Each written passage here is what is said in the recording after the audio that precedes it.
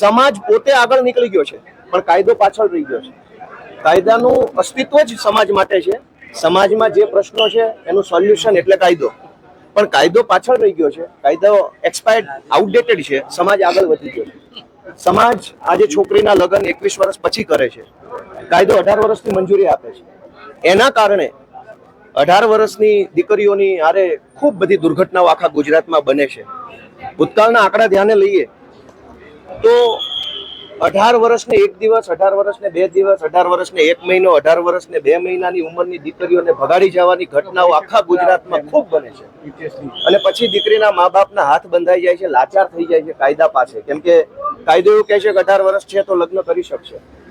આજે હું મુખ્યમંત્રી શ્રી સમક્ષ 2 માંગણી લઈને આવ્યો છું, જેમાં એક માંગણી છે દીકરીઓના લગ્ન કરવાની ઉંમરમાં વધારો કરવાની. સમાજ પોતે જ આજે 21 વર્ષે દીકરીના લગ્ન કરે છે, 22 વર્ષે કરે છે, 23 વર્ષે કરે છે. તો કાયદાની મર્યાદા પર સુધારો કરવામાં આવે. શું કામ?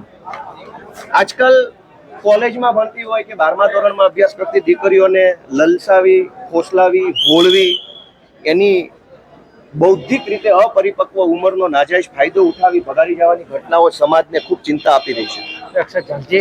ગુજરાતમાં એક બીજું પણ બહુ મોટું કૌભાંડ હાલે છે, લગ્ન નોંધણી કૌભાંડ. મારી પાસે કેટલાક આંકડા છે કે પંચમહાલ જિલ્લાના ભદ્રાલા ગામની કુલ સંખ્યા કરતા વધુ લગ્ન નોંધણી થઈ. 560 લગ્નોની નોંધણી એક ગામમાં થઈ ગઈ. એક ગામમાં 560 લગ્ન ક્યારેય શક્ય જ નથી. અમરેલીના હામાપર ગામમાં 1341 લગ્નની નોંધણી કરવામાં આવી તલાટી દ્વારા. અમરેલીના જામકામાં 944 લગ્નની નોંધણી થઈ. અમરેલીના મુંજિયાસર ગામમાં 380 લગ્નની નોંધણી થઈ. અમરેલીના લુંઘિયા ગામમાં 258 લગ્નોની નોંધણી થઈ. આણંદ તાલુકાના 60 ગામમાં 365 લગ્નોની નોંધણી થઈ. આણંદ તાલુકાના રેલ ગામમાં 1193 લગ્નોની નોંધણી થઈ. ગામની કુલ જનસંખ્યા કરતા ડબલ લગ્ન નોંધણી એક ગામમાં થઈ ગઈ. આણંદ જિલ્લાના વલ્લી ગામમાં 113 લગ્નની નોંધણી થઈ. આણંદ જિલ્લાના એક જ તલાટીએ 1860 લગ્નોની નોંધણી કરી નાખી. આ કૌભાંડ એવું બતાવે છે કે સાબરકાંઠાથી કોઈ 18 વર્ષની દીકરીને ભગાડીને લઈ જાય, એના લગ્નની નોંધણી કોઈ અમરેલીનો કોઈ તલાટી પૈસા લઈ અને કરી આપે છે.